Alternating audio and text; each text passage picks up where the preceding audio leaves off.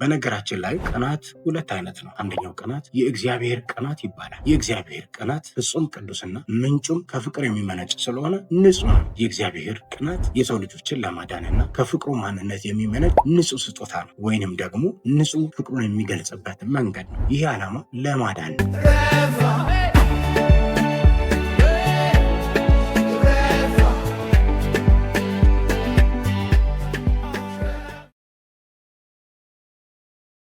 አሁን በዚህ ክፍል ላይ ይህን ሀሳብ ስለማንነጋገር ይህንን እንተዋለን። ምክንያቱም እኛ እያወራን ያለ ነው አሁን ከዚህ ቀጥሎ ስለሚገልጸው ስለ ቅናት፣ ስለ ሁለተኛው ቅናት አይነት ይህንን በሌላ ክፍል የምንመለከተው ወይንም ደግሞ የምናየው ይሆናል። ሁለተኛው የቅናት አይነት እኛ ዛሬ እያየን ያለ ነው ወይንም ደግሞ በዚህ ክፍል እየተመለከትን ያለ ነው የክፉ ቅናት ወይንም ደግሞ ክፉ የሆነ ከክፉ ልብ የሚመነጭ የክፋት አይነት ነው፣ የቅናት አይነት ነው። ይህም ከሰይጣንና ከክፉ ልብ የሚመነጭ ውጤቱ ጥላቻ፣ መግደል፣ ነፍስ ማጥፋትን የሚያስከትል ከእግዚአብሔር ለዘላለም የሚለይ የስጋ ስራ። ወገኖች ሆይ ይህን ያህል ካልን ቅናት በልባችን አለ ወይስ የለም የሚለውን ለመመልከት እነዚህ ጥያቄዎችን ለራሳችን እንድንጠይቅ ጋብዛቸዋል። እነዚህ ጥያቄዎችን ለራሳችን እውነተኛ ሆነን እንድንመልስና እንድናይ እጋብዛል። እነዚህ ጥያቄዎች የራሳችንን እውነተኛነት የሚፈትሹ በልባችን ላይ ቅናት አለ ወይስ የለም የሚለውንም ነገር ለማየት የሚጠቅሙ ጥያቄዎች ናቸው። እስኪ አብረን እንመልከታቸው። ልባችንን ስናይ የሚወዳደርን ሰው ስናይ ሲሳካለት ደስ አይለንም? ሰው ሲወድቅና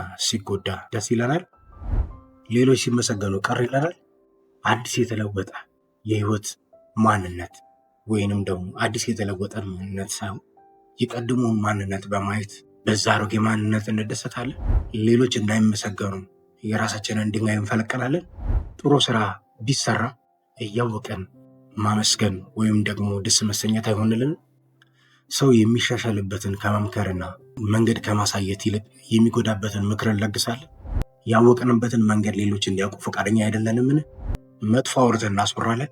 ሌሎች እንዲጠሉ ስራ እንሰራለን? በሌሎች ላይ ክፉ ሸርን ወይም ተንኮልን እንሰራለን?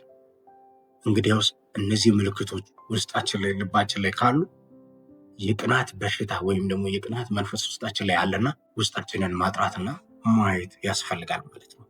ምክንያቱም ቅናት በየትኛውም ጊዜ፣ በየትኛውም ሰዓት፣ በየትኛውም ሁኔታ ዛሬ ብናሸንፈውም ነገ እንደ አዲስ ተመልሶ ሊመጣ ስለሚችል ዘውትር ልባችንን በመጠበቅ ጥንቃቄ ማድረግ አለብን ማለት ነው።